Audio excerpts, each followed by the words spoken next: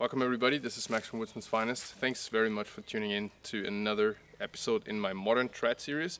Today we're actually going to be talking about a Stalker, Stickbows, Jackal, FXT Longbow. So stay tuned, I hope you're going to enjoy.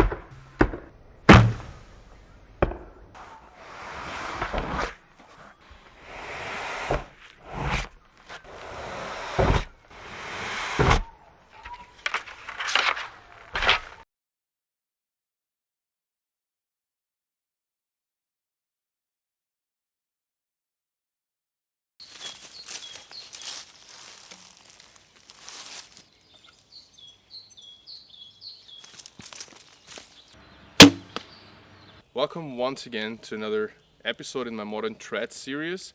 Today we have another grip to tip episode, and I want to present to you a Stalker Stickbows FXT Jackal Longbow. So right off the bat, I hope you like this series. If you do like and enjoy these kind of videos, please like and subscribe, because this is the only way the algorithm actually knows that anybody cares. So that would be awesome. Take a split second, hit those buttons, and that would be greatly appreciated. Now, in the first episode, we actually went over a reflex deflex longbow, a one piece, which was actually probably my first second-hand custom bow that I ever bought back in the day, probably about 10 years ago, give or take.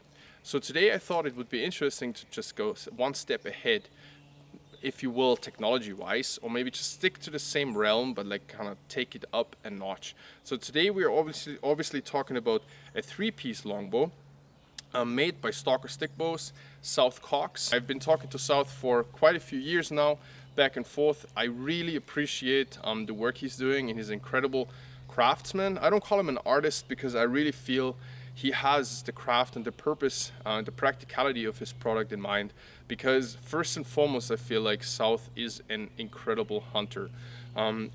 As far as I know, he has been doing some really high stakes hunts, especially mule deer up in the high country. He's got some incredible videos out there, I think partially produced by Tim Neville of the Push Archery, and they are just amazing. It's mind-boggling to me that someone is up there for like 14 days, super high altitude, and he's really putting his own work to the craziest test I feel like there is, which is like all types of weathers, high altitude, stuff's just banging off rocks, and this is just an amazing testing of your own product, in my opinion. So before I'm rambling on too much, just because of how much appreciation and admiration I actually have for South and the way he does things, and the incredible craftsman he is, let's just talk about very quickly the history I have with this bow. I bought it, I think, about 3 years ago, used, for an incredible price. I think it was like $450. I'm not sure where it was. It might, excuse me, it might actually have been the Leatherwall bow sight classifieds. And like I said, it is an FXT longbow of his Jackal model. So ever since I've gotten the bow, I've also gotten a separate pair of limbs that came up a few weeks later, which actually makes it a recurve. So I'm going to be talking about this in the future. But right now I just want to show you the bow the way I got it. I took it also on my absolutely first bow hunt in our neighboring country there in Hungary, and this is where I took it. And this was a very important event for me, because I had this coming for about the last 20-25 years. Ever since I was a child, I wanted to really do the fair chase and put the meat in the freezer that way. So I understand it's a little bit of a controversial topic, but I just wanted to place this here without further talking about it. I also don't want to mess around too much about you know, the way I shoot this bow, etc, because I feel like everybody has got his special sauce, and as long as you're enjoying an arrow flying, that is the main and most important aspect for me. So let's just get it started with the actual grip to tip, and let's talk about what this bow actually is. Alright folks, so I hope here in the evening sun we're actually getting a beautiful look at the bow. So let's just really take it from grip to the tip. So this is a Jackal. The FXT means that we actually got 3 grip laminations with the curved lamb. So in here there is Cocobolo on the belly and the back side of the bow, and then we've got some ebony in there in between, some black ebony. So this makes the riser quite heavy, which is of course very greatly appreciated because I do shoot a heavier mass weight bow a lot better. But on the other hand, it's also not as heavy as my ILF bows, of course, which means that this bow is actually teaching me a lot, and it also requires me to really concentrate on my bow shoulder.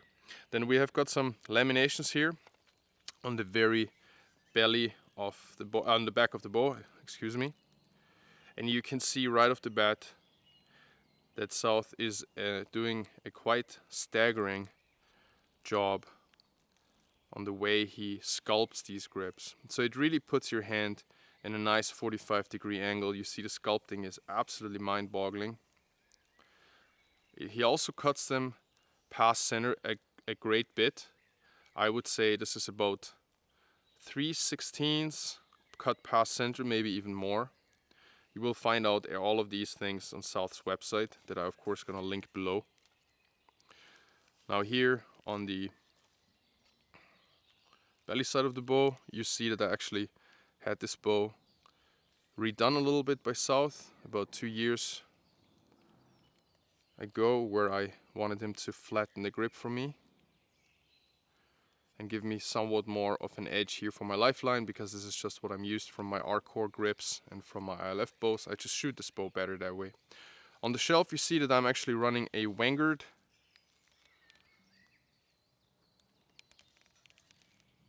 fishing line rest, and this bow definitely deserves a little bit of a close-up as well, but you can actually see that I am not too easy on that thing. There's quite a few scratches and dings, but South puts a very good finish on here, so I never had any issue. Now let's just start walking out a little bit here onto the limbs. They're of course reflex deflex limbs. There's one pin, and then there's of course the bolt. We've got probably some sapele or mahogany or something like that in the wedge, and in the overlay there's some curly veneers. I'm pretty sure it's curly maple, and 2 absolutely beautifully done bamboo laminations. Hope this comes through. Beautiful shape to the limb. I'm running it at 7 1/4 of brace height, which is the lowest that South recommends, but it works really well the way I shoot it. And then we've got some beautiful laminations as well here in the tips. They're quite fine, but still stout enough that you don't have to worry about anything. Now the string that's on here is also done by South. I always like the strings very much that he's actually sending out with his bows. This one has very small loops, perfect for this longbow. And then here on the belly side of the limbs, we've got some other laminations that I'm not even sure of the veneers. As I bought this bow used, I had no information about the wood actually whatsoever. I just liked what it looked like. Now as you can see, I'm running a bow quiver on here. Shout out to Eagle Flight Quivers. I've had this thing here for over 10 years and I've really beaten it up, and it's still on here and it's still going strong. It needs new foam sometimes, but the grippers are really useful for dampening the bow down. Not that it has any hand shock or sound, but I put this very compact and light bow quiver on all of my bows. Most of them actually running this bow quiver here because it's very lightweight, it's compact, it doesn't mess with my balance too much, but at the same time it does a perfect job acting a little bit as a dampener as far as sound goes. But this bow here is very quiet, so I never had an issue with this bow being loud.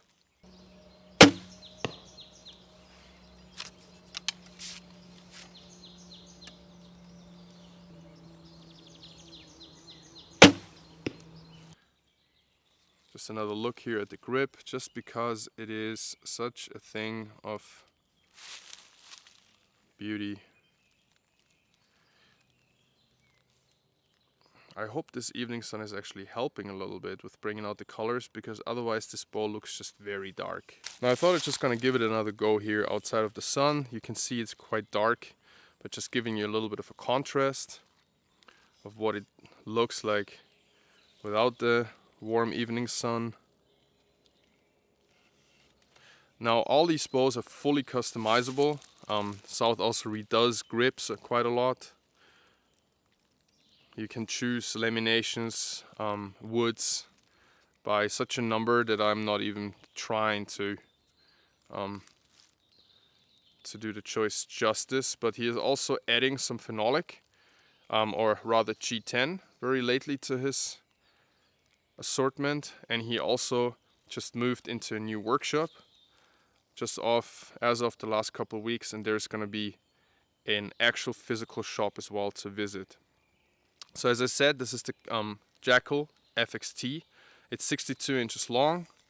In this case we have 49 pounds at 28 inches, so I pull about 47 at my draw.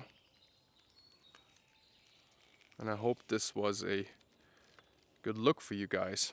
So just a quick shout out as well to my buddy Josh at Wild Fletching.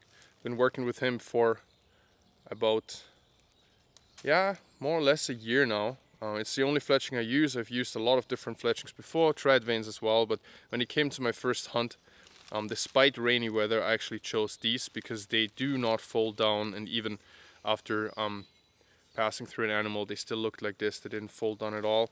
He makes these entirely from natural turkey fletching that he gets from hunters. On the front end here, pretty beaten up. Shout out to Tophead as well, who are also supporting me on this channel and with their products.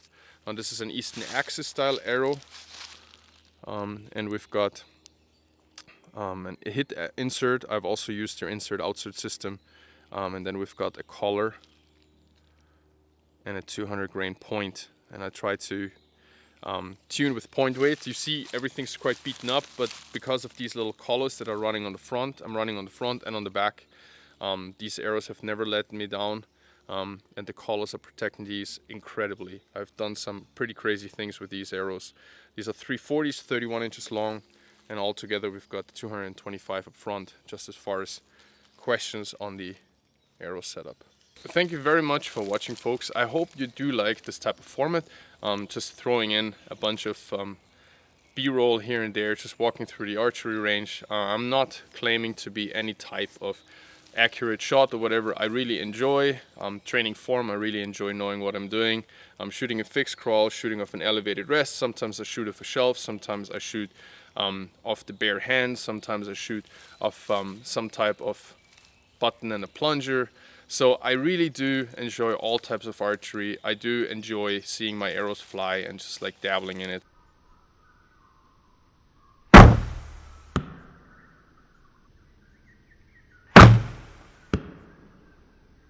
So I hope that you guys enjoyed just coming along and having a little bit of a look at this particular bow, because I think it's a great succession from the last episode where we did like a one-piece reflex deflex longbow, and this would be, so to say, the second in line. So next up we're going to be talking about a couple of ILF rigs that I really enjoy as well. So I hope you're going to be tuning in again. Let me know if you like this format, if something is too long, too short, if you want to have a look at something in particular.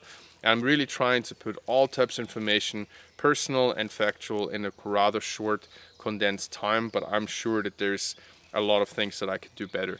So if you want to find out more, please visit me at woodsmansfinest.com for all my tools, the spoons, the leatherwork. You can find me on Instagram under Woodsman's Finest, and of course there's a huge library of carving, sharpening, etc. videos on my video library here. So please browse that, check that out, and use the links below if you want to support the channel. So now we're at about 65 hours of spoon carving, cooksa carving, decoration, sharpening, tool use videos, and a lot of leathercraft on my Boon TV page down below. So please check that out as well if you're interested in any of that. I appreciate all the following and I appreciate all the time, and I'm gonna see you next time, folks. Cheers.